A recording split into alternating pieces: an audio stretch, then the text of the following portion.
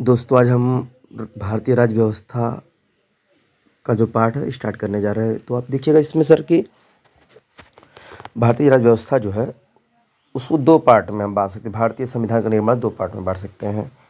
अब ये बुनियादी चीज़ है, एकदम समझ लीजिए बुनियादी चीज़, एकदम बुनियादी चीज़ है। इसमें बुनियादी चीज़ इस तरीके से सर कि पहली बात तो है कि जब भारत का विकास हुआ था वो ईस्ट इंडिया कंपनी के शासन के लिए पारित किया गया। दूसरा ब्रिटिश ताज के अधीन। कहने का मतलब जब 1857 का युद्ध हुआ था उससे पहले जो बात हुआ था वो कंपनी के अधीन था, और 1857 के बाद जिससे जो भी काम हुआ था वो ब्रिटिश ताज के अधीन। ताज के मतलब जो वहाँ पे राजा हुआ थे या रानी जी थे उनके अधीन था।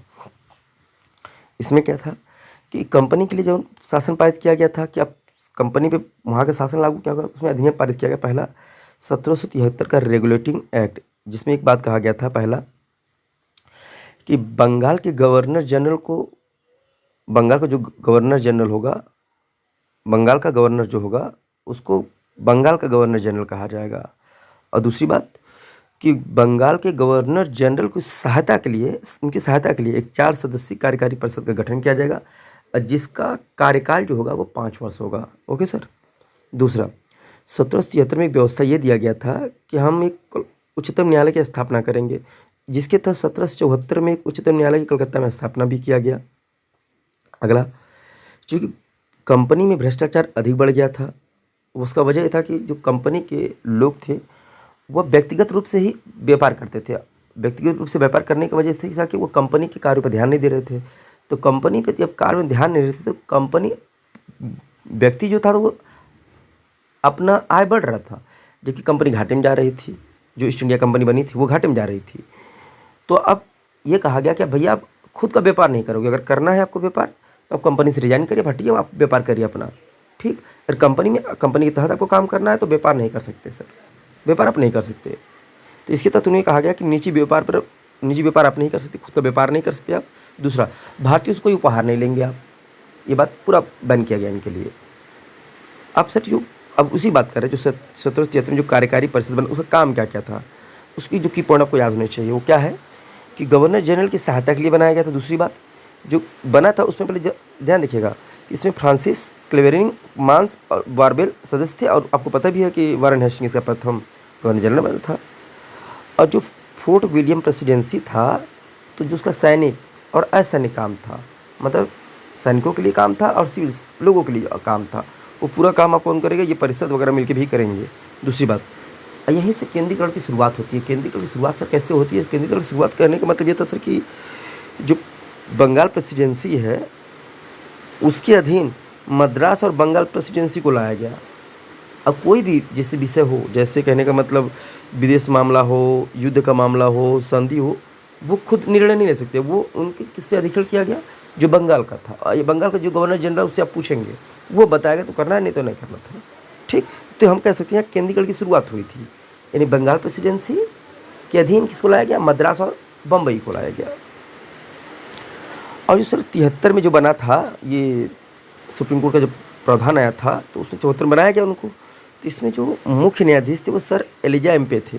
सर ये कई बार क्वेश्चन पूछा हुआ पीसीएस में। और जो सदस्य के रूप में थे वो रॉबर्ट चैम्बर्स थे, स्टीफन सीजर लेमेत्रे थे, जॉन हाइड थे। कौन कौन था? Robert Chambers, Stephen Caesar Lemaitre, और तीसरा जो था वो जॉन हाइड था। और मुख्य रूप के रूप में आपको पता होना चाहिए कौन, सर एलिजा एम्पे। एम्पे से मतलब स्टार्टिंग, ऐसे समझ सकते हैं आप। अब फिर आया 1774 का पिट्स इंडिया एक्ट। ध्यान रखिएगा सर, इसमें क्या क्या बात कहा गया। पहला बात आप ये याद रखेंगे कि व्यापारिक कार्य कंपनी के लिए जो व्यापारिक कार्य था और राजनीतिक कार्य का बंटवारा कर दिया कि भैया आपका व्यापारिक कार्य ये रहेगा, राजनीतिक कार्य ये रहेगा। तो अब व्यापारिक कार्य जो नियंत्रण रहेगा वो निदेशक मंडल का रहेगा, अर्थात बोर्ड ऑफ डायरेक्टर्स का रहेगा। वहीं कार्यकारी जो अब वो राजनीतिक जो काम था उन पर नियंत्रण के लिए बोर्ड ऑफ कंट्रोल था। ठीक सर, दो बातें याद रखिएगा, इसमें 3 बातें आपको याद रखना है। पहला कि राजनीतिक और व्यापारिक काम को अलग किया गया, पहली बात। दूसरी, व्यापारिक काम के लिए जो था, व्यापारिक काम के लिए वो बोर्ड ऑफ डायरेक्टर्स का निर्माण किया गया, और राजनीतिक कार्य के लिए बोर्ड ऑफ कंट्रोल का निर्माण किया गया। 1786 के अधिनियम में क्या था, विशेष परिस्थिति में यह था कि आप भाई परिषद का जो निर्णय होता था, चूँकि आपको पता है 4 लोग हैं तो बहुमत के निर्णय लिया जाता था। और जनरल गवर्नर वोटिंग कब करते थे? जब बराबर मत हो जाता था। तो अब ये किया गया, अगर मान लीजिए निर्णय ले भी लिए वो लोग, तो वो निरस्त भी कर सकते थे उसको और लागू भी कर सकते थे। अब गवर्नर जनरल को प्रधान सेनापति की भी शक्ति दे दिया गया उनको कि अब भैया प्रधान सेनापति की भी शक्ति आप ही के पास रहेगी। और ऐसा पद प्राप्त करने वाला दोनों जो शक्ति उसको प्रदान करने वाला पहला जो था ना, लॉर्ड कॉर्नवालिस था। आपको याद रखना चाहिए, लॉर्ड कॉर्नवालिस था। ये नाम याद रखिएगा सर, लॉर्ड कॉर्नवालिस। इसकी बहुत भूमिका है, अब पुलिसिंग व्यवस्था में इसकी भूमिका देखिएगा, बहुत आएगा।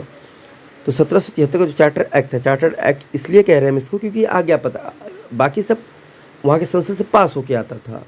अब ये क्या आया है, चार्टर एक्ट मतलब आज्ञा पत्र के रूप में आया है। तो इसमें कहा गया कि जो कंपनी का अधिकार होगा केवल 20 वर्ष के लिए और बढ़ा दिया जाए इसको, मतलब अभी आज से 20 वर्ष और, ठीक। तो मान सकते हैं 93 इधर 20 साल, मतलब 33 उधर 13 तक जाएगा इन लोग का। और क्या कहा गया था, बस इसमें एक ही बात याद रखना है आपको। अगर आप फिर 1873 का जो चार्टर एक्ट आएगा, उसमें पहली बार भारतीयों की शिक्षा के लिए 1 लाख रुपये का प्रबंध किया गया कि हम भारतीय शिक्षा को भी इम्प्रूव करेंगे, तो उस पर 1 लाख रुपये का व्यय किया गया।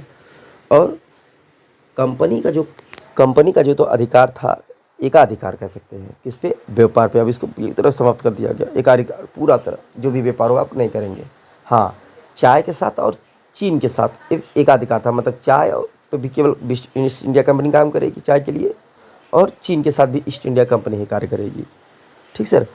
फिर इसके बाद आ जाता है 1833 का चार्टर एक्ट। ये बहुत महत्वपूर्ण सर, आपके लिए ध्यान रखें, ये भी बहुत महत्वपूर्ण है पूरा। वो इसलिए महत्वपूर्ण कि जो बंगाल का गवर्नर जनरल था, उसके पूरे भारत का गवर्नर जनरल बना दिया गया। अर्थात पूरे भारत पर जो कानून एक रूप से बनाएगा वो कौन बनाएगा, गवर्नर जनरल के अधीन बनेगा। और यही कह सकते हैं कि आप देश के लिए, पूरे देश के लिए केंद्रीकृत व्यवस्था का स्थापना 1773 में क्या था वहाँ पे, कि केवल बंगाल जो था उसके अधीन लाया गया था। केवल किसको, बंगाल मद्रास प्रेसिडेंसी को और बम्बई प्रेसिडेंसी को, बट यहाँ पे क्या पूरे देश के लिए लाया गया, ठीक सर। अब इसमें क्या था, ये भी एक प्रावधान किया गया था कि हम आर्टिकल 17 के जो 87 था, उसमें कहा गया था कि भारतीय को केवल धर्म के आधार पर, जन्मस्थान के आधार पर, वंश के आधार पर, वर्ण के आधार पर हम सरकारी सेवा से अयोग्य नहीं समझेंगे। दूसरी बात, देश के शासन का केंद्रीकरण किया गया। लॉर्ड विलियम बेंटिंग भारत के प्रथम गवर्नर जनरल बने। कंपनी के समस्त व्यापारिक कार्य को समाप्त कर दिया गया। भविष्य में केवल उन्हें राजनीतिक कार्य ही करना होगा। गवर्नर जनरल की जो परिषद में एक कानूनी सदस्य के रूप में शामिल किया गया, ऐसा शामिल सदस्य पहला कौन था, लॉर्ड मैकाले, ठीक सर।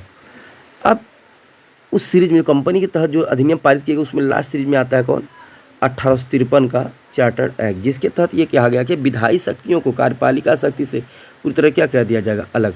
विधायी शक्ति के लिए गवर्नर जनरल की विधायी परिषद का स्थापना किया जाएगी, जो आगे चल के भारतीय केंद्रीय विधान परिषद बना। और सिविल सेवाओं के लिए खुली प्रतियोगिता का आरंभ किया गया। सर इसमें आप जितना भी एमसीक्यू आप लगा सकते हैं, पीछे आया हो उस पर लगाइए, सब क्वेश्चन आपका इस पर सॉल्व हो जाएगा।